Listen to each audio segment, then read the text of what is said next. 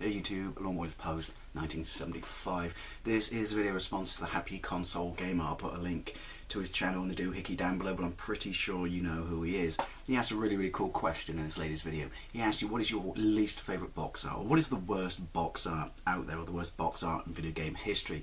It's an interesting question for a couple of reasons. One, so many of us have done videos, or talked about what our favourite box art is, but we never seem to talk about what our least favourite is. And the other reason it's kind of interesting is I was kind of talking about this with my brother the other day. He came over, and whenever he comes over, he always thumbs through my Megadrive collection to see if I've got sort of any, new arrivals. And even though he didn't have a Megadrive as a kid, he had an Amiga A500, he still has warm memories of the system because he used to play it with me when I would let him.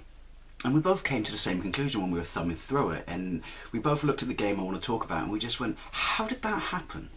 How did that happen? And I want to put a little bit of a different twist on it, but there's certain systems we just know are renowned for having pants box art. I don't think I have a TurboGrafx game in my TurboGrafx collection that actually has good box art. I don't know why they went with that approach in the West. I certainly don't have a Master System game that has good box art. I mean, I know they like to keep everything uniform, but it just looked crap, didn't it? Let's be honest. But some systems, some systems you expected slightly better standards of because of everything that came before. They set the bar up here, and that to me is the Japanese Megadrive. Every game I had as a kid, and now, because it's pretty much the same collection, more often than not, the artwork just utterly blew my face off. I'm not saying there weren't bad examples, well there were, because I'm going to talk about one in a minute, but more often than not they were just absolutely fantastic. I mean, if you compare them to the power releases, what was that with eSWAT? What was that with Strider? I think the only time the power releases got a good sort of box art was when they kept the original Japanese box art, but then ruined it with that horrible silver ringed metallic Megadrive logo at the top that eventually they did realise was shit because they replaced it with that awesome blue one down the side.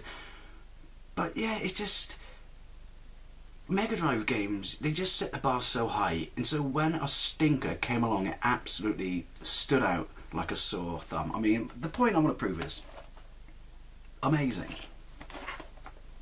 Amazing. Amazing. Amazing. Have we noticed a theme yet? Oh yes, it's amazing. D-. Must try harder. I mean, how? How did this happen?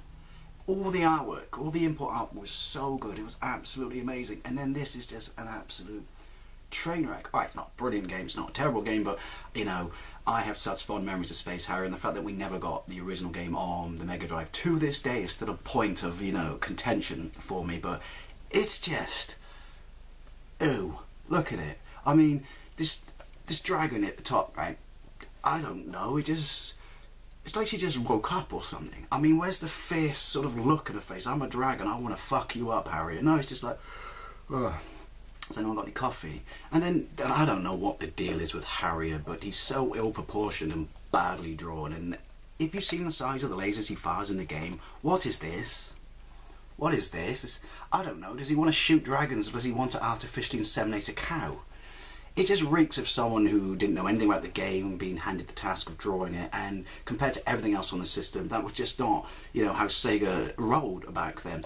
And then the worst thing about it is you've got this suit of armour, empty suit of armour with a sword, right there. You probably can't see it because, oh wait, it's behind the logo, which is a really bad sort of, error on the part of the cover art, but then technically a good thing because it's such an eyesore, they've covered it up. But I'm pretty sure if you talk to anyone about this game and say, what's the most iconic bad guy in it, they won't say the empty suit of armour with a sword. It's terrible artwork, but as I said, the real reason it really annoys me is it's the one thing that lets the team down. It's the one guy that lets the side down. How did this eyesore happen?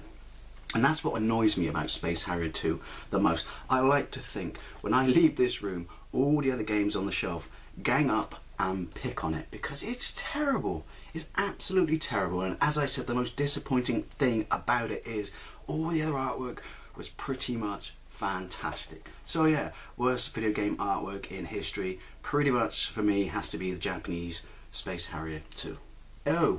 I don't even know what it looks like on a PAL version, but I'm pretty sure it can't be anywhere near as bad as this. Anyway, thank you very much for watching, and I'll see you later.